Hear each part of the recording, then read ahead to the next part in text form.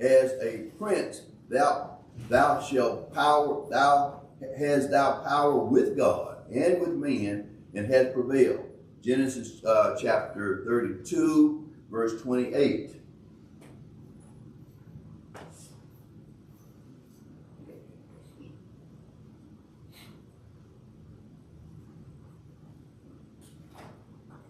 Catch up with me.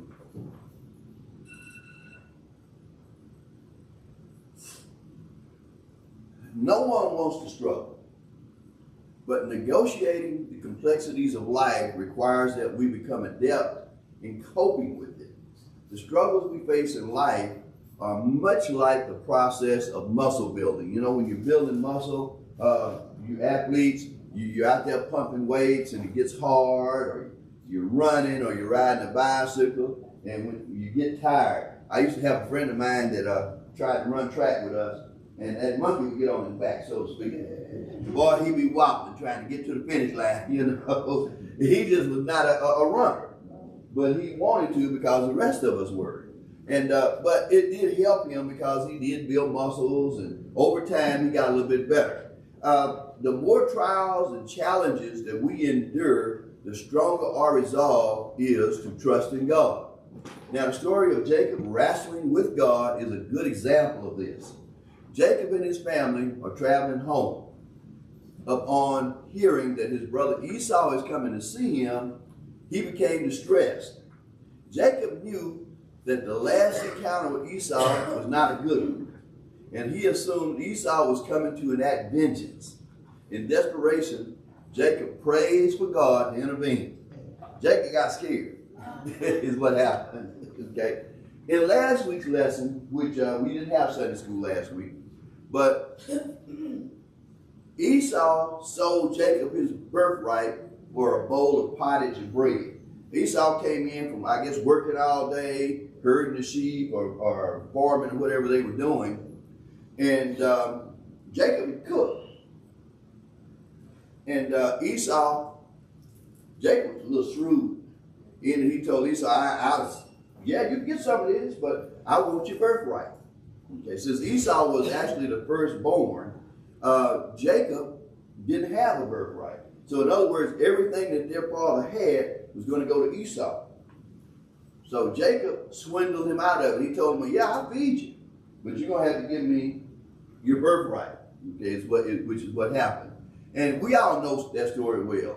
But by the time our lesson starts, we've come to see Jacob, the child of promise, swindle his twin brother and escape only to be swindled by his own relative Laban. Laban was his cousin. Okay? Jacob has achieved much success. Nonetheless, even though his life from inception has been one of conflict and transition, by the time we meet Jacob today, he is heeding God's call to return home, a call that most likely meant encountering conflict, as it would cause Jacob to come face to face with the family he swindled years ago, which was his own family. And this suggests to us that sometimes our faithfulness to God can cause us to experience conflict and discomfort in reconciliation. You know, we may have done somebody wrong, and we have to live up to that. And sometimes it's hard. It's very hard to say that you've done someone wrong and that you're sorry and you want to take care of the situations. Sometimes it's difficult to do that. And here, I'm sure it was for Jacob. Okay. Let's go to our first exposition. And it reads, and he rose up that night and took his 2 wives and his 2 women servants and his 11 sons and passed over the ford Jabbok. And he took them and sent them over the brook and sent over that he had. And Jacob was left alone, and there wrestled a man with him until the breaking of the day. And when he saw that he had prevailed, not against him, he touched the hollow of his thigh, and the hollow of Jacob's thigh was out of joint as he wrestled with him. And he said, let me go, for the day breaketh. And he said, I will not let thee go, except thou bless me. Jacob had taken care of Laban's sheep for many, many years. I think he'd been with him like 20 years. And Laban was cheating him out of his wages. So Jacob had prayed to the Lord that all the sheep that were born be speckled one year. And they were all speckled up. They wanted the wool to be white. So when all those speckled sheep showed up, Laban didn't want them. So he gave those to Jacob. Well, the next year, Jacob prayed that all of the sheep that were born would be striped. Okay. So he gave those to Jacob. So Jacob was building up his herd at the expense of Laban. And Laban was paying him less and less each year. Okay. And he also had to pay a price to marry Laban's daughters. You know, we would call that incest today. Okay. But back during those times, that was a very common practice because people tried to keep their lineage as pure as possible. So Jacob ended up marrying Laban's two daughters, in essence, to try to keep the lineage as pure as possible. In these verses, we find that Jacob is all alone. He sent his family, his friends, his servants. He sent them away across the river. Now, there are two explanations that stand out here to me. Jacob thought that by isolating himself, he would draw away Esau's anger, hoping that the women and children also would avoid the brunt of Esau's wrath. He didn't want them there. So when Esau, and I want to say maybe he had 400 men with him, when they got to him, he didn't want anyone to get hurt but himself because he was the one that had done wrong. So to his family, as the last wave, might foster some sympathy in Esau before their confrontation. Jacob sent Esau all sorts of presents. He sent him so many sheep, so many goats, so many camels, and everything, trying to soften. You know, when people do you wrong, you know, men have a bad habit of sending flowers and candy. Okay, women know that. Okay? You done wrong, and they probably don't want the flowers or the candy, but you know they know that you done messed up, and you know you done messed up, so you try to kind of ease the blow a little bit. So you call Hartfield Florist or wherever and tell them, can you take this dozen roses over there for me? So by the time I get home, I might have some dinner. Okay, but that's kind of what Jacob was doing. He was trying to kind of soften the blow. Okay, but for whatever reason, it led immediately to a divine encounter that changed the course of Jacob's life and that of his descendants. In verse 24, Jacob was left alone, and there wrestled with a man until the breaking of the day. It is the unexpected encounter with this stranger, however, that suggests that he is more than a man. The fact that he wrestled a man implies some intentionality on the part of both contenders. Jacob didn't intend to lose. And this God man that he was wrestling with was not going to lose. Okay, come on now, machine. While it was a surprise to us readers, it wasn't to Jacob. Jacob was almost sure that he was going to have some kind of encounter. He just didn't know what. Perhaps this is why he stayed behind. The two wrestled until the breaking of the day, with neither of them prevailing over the other. Realizing Jacob's unrelenting determination, the mysterious stranger attempts to end the struggle by touching the socket in Jacob's hip, causing it to dislocate. To exert such power by a simple touch further it demonstrates to us that this man's nature was something other than a man. Okay. I don't think we can put enough pressure on that joint as a man to cause it to dislocate. Okay, with this dislocated hip, exhausted, in pain, a resolute Jacob maintains his hold on the stranger. He's still holding on to him. He's got a dislocated hip. He's been wrestling all night. He's tired. But guess what? Jacob still got it. He's not going to let it go. And based on the man's plea for Jacob to let him go, we can assume that Jacob was not permitted to see him. This gave Jacob an advantage. He seized his chance, being fully aware that the figure he encountered was his superior, and responded to the man saying, I will not let you go unless you bless me. So Jacob knew it wasn't an ordinary person he was wrestling with. He knew it was a superior being that he was wrestling with. And he said, I'm holding on. I'm not going to let you go until you bless me. That brings us to our second exposition, blessings in the struggle. And it reads, and he said unto him, why is thy name? What is thy name? And he said, Jacob. And he said, thy name shall be called no more Jacob, but Israel. For as a prince has thou power with God and with men, and has prevailed. And Jacob asked him and said, tell me, I pray thee, thy name. And he said, wherefore is it that thou shalt ask after my name? And he blessed him there. And Jacob called the name of the place Peniel, for I have seen God face to face, and my life is preserved. And as he passed over Peniel, the sun rose upon him, and he halted upon his thigh. Therefore the children of Israel eat not of the seam which shrank, which is upon the hollow of the thigh, unto this day, because he touched the hollow of Jacob's thigh in the stream sewing that shrank. Okay. The stranger asked Jacob, what is your name? Not that he lacked that information, but by asking him his name, it was presumably part of how he intends to render the blessing. The question challenges Jacob to face the reality of his character.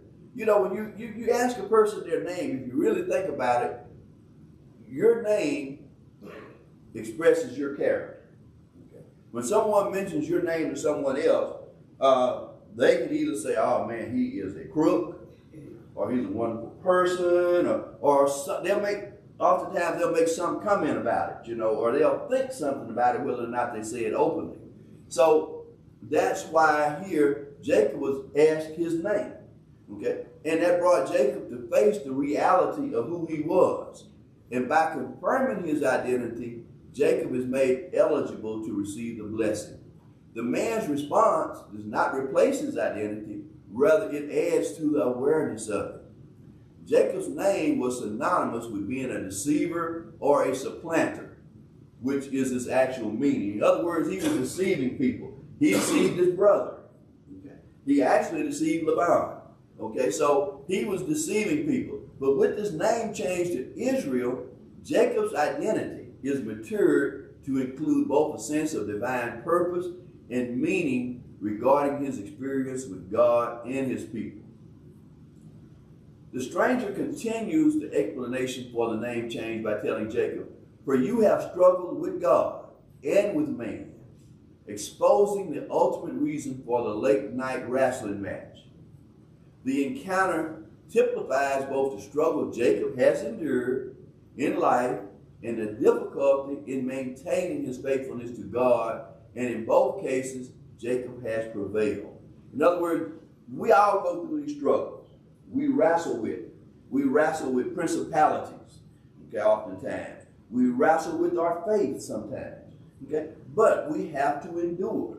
And by we wrestling with our faithfulness and maintaining it, we can prevail. And God sees that we prevail because we are wrestling with ourselves. We're not wrestling with anybody else. We're wrestling with ourselves and what's going on within ourselves. We all get down. We all have struggles. We know that God will take care of us. But sometimes we think, God, you going to leave me out here by myself? Okay. You're not coming fast enough. You're not working fast enough. And we get a little perplexed, and sometimes we want to give up. True to his nature, Jacob asks, tell me your name. Well, the stranger does not answer Jacob's query. He instead questions Jacob's intent as to why is it that you asked about my name. It was believed in ancient Near East that knowing the name of supernatural entities provided an advantage to overcome them. In other words, the supernatural did not want you to know his name. They believed in all sorts of different gods back in those days. But if you could call them by name, you could win the battle against them. Without waiting for Jacob's response to his question, the man blessed him there. Okay. The man actually was God that was providing the blessing. Different than the one given by his father, the blessings Jacob receives in verse 29 is uniquely his. It came from God, and it was acquired through struggle as opposed to manipulation. You know, Jacob got his brother's birthright, okay, which was basically a gift from his father. Okay, but here he's getting a gift from God. The name change in verse 28 is distinguished from the blessings received in verse 29, suggesting that the blessing Jacob received was more than just a new identity. It was also the promise of God's abiding favor. You know, we want God to be with us, and God will be with us. But sometimes God goes beyond that. He will give us a new identity. You know, we say when we accept Christ as our Lord and Savior, Jesus Christ, we are a new creature. And most of you, or all of you, know what happened with Paul. Okay. Paul was not always Paul, was he? Okay. But when he accepted Christ into his life, he became a new creature, and he got a new identity. Because Paul was a little booger bear. Okay, the Christians hated to see Paul coming. They had a hard time accepting Paul even after he had been saved for what he was at that point in time. And I'm sure that when Esau first saw Jacob, he probably had a hard time accepting the fact that Jacob had changed. He thought Jacob was still the same person. Now, since Jacob did not secure the name of the person he wrestled with, Jacob instead named the place where the wrestling took place. In verse 30, Jacob calls the name of the place Peniel. This name is a play on words in the original language. According to Jacob, he had seen God face to face. And the word Peniel means face of God. He's seen the face of God. The name commemorates the experience. An additional point Jacob makes is that though he wrestled with God, his life is preserved, contracting the common belief at that time that no one could see God and live. They didn't believe, the Jews back during that time believed you couldn't look up on God and live. Okay? You couldn't walk on holy ground. They had many different things that they adhered to. And this is one of them, that if you saw God's face, then you were going to die. The author of Genesis, though, adds the final detail of the ordeal in verse 30, when he writes about Jacob that the sun rose on him as a means to establish for the reader a point of reference as to the duration of the struggle. They struggled, or they wrestled all night long. Left by himself again, the wearied and wounded patriarch limped on his hip as he crossed over the Peniel. To this day, due to Jacob's struggle with God, the children of Israel do not eat the tendon that keeps the thigh bone in the socket. They will not eat that. They'll eat all around it, but that is one tendon that they will not eat. Tendon is the meat. They won't eat the meat that connects the thigh bone to the socket. But I like the fact that you know, we say joy is going to come in the morning. And basically that's what this is saying here. When the sun rose that morning, that's when Jacob received his joy. He wrestled all night. I know many of us have been up all night struggling with something. Okay. But we don't get over that struggle until we get some relief from it. And oftentimes that relief comes in the morning. It doesn't come that night for whatever reason. It does not come that night. We'll have that joy in the morning. And we sing about that. Okay. There is truth to that. Okay. We just have to believe in that truth. That God's going to bless us. First thing in the morning. God, we pray to you tonight for a blessing. And guess what? We wake up to a new day, to a new morning, and there it is. In conclusion, Jacob wrestled the angel all night long. He refused to let go until he was blessed. The blessings and the limp not only coexist, but are codependent. The limp does happen without the blessing, nor the blessing without the limp. Okay, they kind of go hand in hand. They both proceed from his wrestling with the angel. So wrestle, fight, don't let go, because blessings come at daybreak. Jacob's struggle with God serves for modern day believers as the eternal struggle with ourselves. There's a reason that the identity of the God-man who wrestled with Jacob in the story was ambiguously masked until the end of the trial. It infers that only through wrestling with the deep parts of ourselves can we attain a greater awareness of God. Jacob's struggle wasn't as much with the stranger as it was with his fear of facing his past mistakes. Embracing who he was resulted in the immediate blessings of a new name. You know, we all have to do that. We've all made past mistakes. Some of it we have to wrestle with. Okay? And when we wrestle with those mistakes and we come to the reality of them, then we can move on. But until we do that, we're going to get stuck in the past. You know, we've all saw trucks bogged down in the mud. Okay? They made a mistake, didn't they? They got off the paved road. And we've gotten off the paved road sometimes, but we have to get out of the mud. So in essence, we're looking for a blessing. We got to get somebody to pull us out, or we got to jack it up, put boards under it, or something along those lines, so we can raise ourselves up out of the mud. Okay? Sometimes we just have to pray. And so for God to lift us up and get us out of that mud, okay, so that we can go on. God will embrace us and provide us with a blessing. But we also have to face our fears, our mistakes. We got to face them, folks. There's no way around it. We can't get away from them. They're there.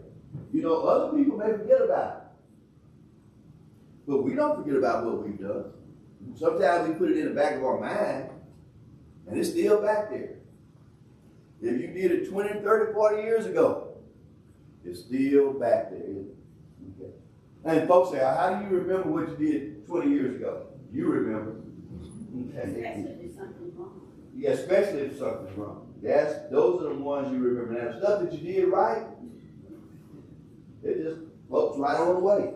But if you've done something wrong, if you have actually hurt someone else, that will linger. That will stay with you. You may have to go to that person 20 years later and tell them, I'm sorry. That's how men are made. You have to be a man to do that. Okay? You can't do it otherwise. So you gotta accept it. Then you've got to go ask for forgiveness. And not just from God. I'm sure that when Jacob's struggles were over here, he crossed over that river and he encountered his brother, Esau. And he had to ask Esau for his forgiveness. He had to tell Esau, I'm sorry. Because I did you wrong. I swindled you out of your inheritance. You know, that's money. Nowadays we would say he was money hungry. Okay. Which is really what he was. Because I don't know how much his daddy had, but I'm sure his dad probably had a great deal of material things. So he felt as though, hey, I get my hands on that, I'll be set up for life. And many of us think that same way. If I can get what dad's got, I'll be in good shape. Well, dad may not want you to have it. So he may not want you to have all of it. But you want it all. And that brings about conflict within the family oftentimes. I've always been the type of person that if something was due me, I felt like I would get it. But I always felt as though I needed to get what I wanted myself. Not wait for somebody to give it to me. I needed to go out and get it. If I wanted something, it was my responsibility to take care of my needs. It was not anybody else's but mine. So I felt, hey, if I want it, I better go get it. Otherwise, I can't wait around on somebody else to give it to me. I've got to go get it. Any comments this morning?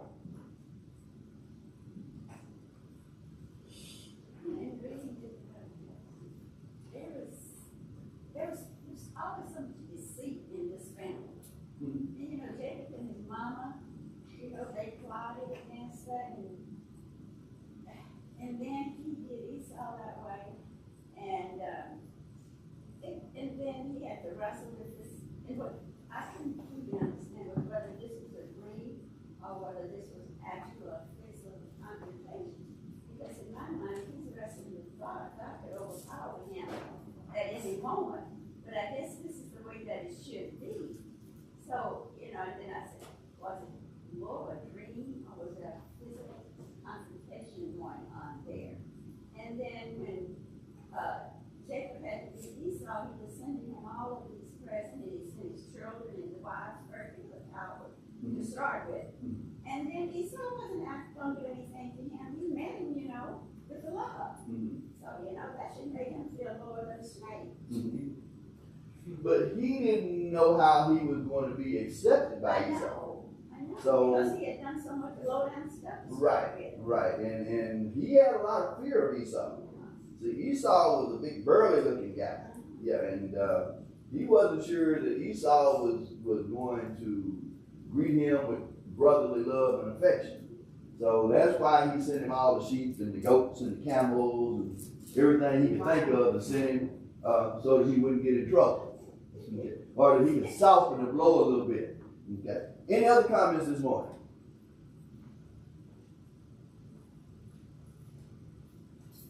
Brother teacher, I saw that you can hook and crook all you want to, but at some point in time, if you want to be truly blessed, you're gonna have to face it. Yes, you are. You can get away for a long time, can't you?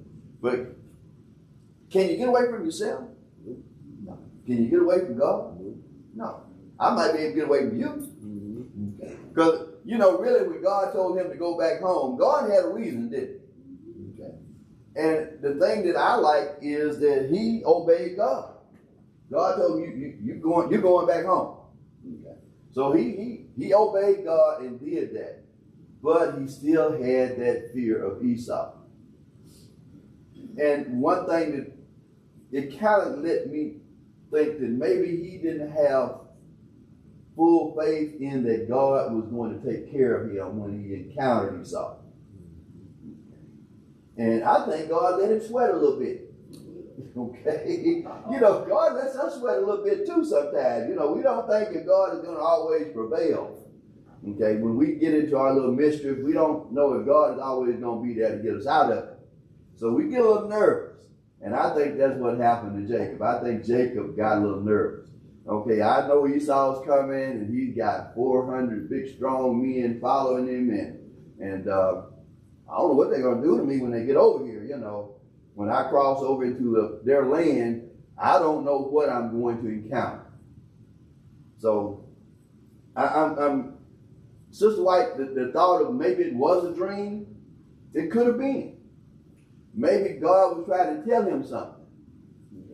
But and maybe tested his strength to see how strong he was.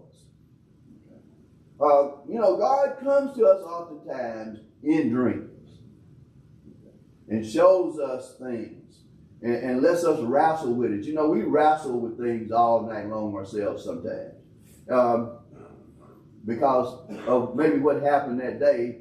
We really don't have time to think about it that day. But when you get home and things get quiet and you crawl up in that bed and you think you're going to go to sleep, you're not. Because that's when it's going to get on. But it didn't say that he put his hip back inside either, did it? No, it didn't. No, it didn't say he limped across the bridge. It's kind of hard to run it's kind of hard for you to keep running if your hip out of place. Yeah, if your hip's out of place, you're not going to be doing any running. Okay. So in other words, he was caught. Yeah. He was caught before Esau even got there. Because he couldn't get away from Esau.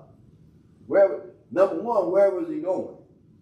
If Esau had wanted him, Esau could have went over there wherever he was and got him. Okay. But when he crossed back over into Esau's land with that out of place hip, he pretty much kind of dragging that hip along. Okay. There was really nothing he could have done. Okay. Because he was exhausted, hip was out of place, and he was at Esau's mercy. That's kind of synonymous Esau came from hunting. He was exhausted. He was very hungry. Mm-hmm. And so he wanted something to eat. And Jacob took advantage of him. Mm-hmm. And got him but I guess it's still supposed to be punished. You know, God gives us, or the Bible gives us some wonderful stories, doesn't it? Some wonderful stories. Okay. And some of them get pretty deep. And they don't end with just one chapter. So, you know, when he got the porridge from Esau, that's several chapters back in Genesis. Okay. But here we are up in chapter 32, and it has pretty much gone full circle. Now he's back at Esau's doorstep because God told him, you're going back. And he didn't argue with God about it. He just went ahead and accepted it and went on back. Any other comments this morning? I got a question about the name change. Change it from Jacob to Israel, Yes. but still he's referred to as Jacob in the other parts of the Bible. I don't, well, I'm not gonna say it didn't happen, but I don't remember him being referred to as Israel again. But you know, I guess when we say the children of Israel, that is a reference to him. Okay. I've seen Jacob beyond that point too. But when you see children of Israel, I think that may be a reference back to him. Rather than children of Jacob, it says children of Israel. All of his descendants.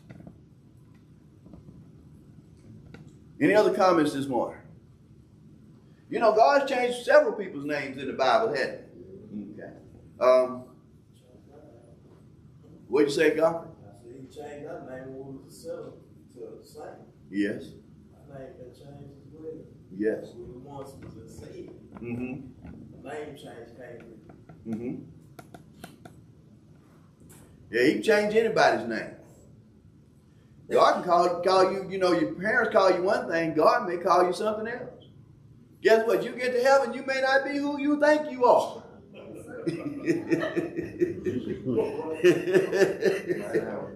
You may have a different name. You might get up there and say, okay, my name is Thurston Archie.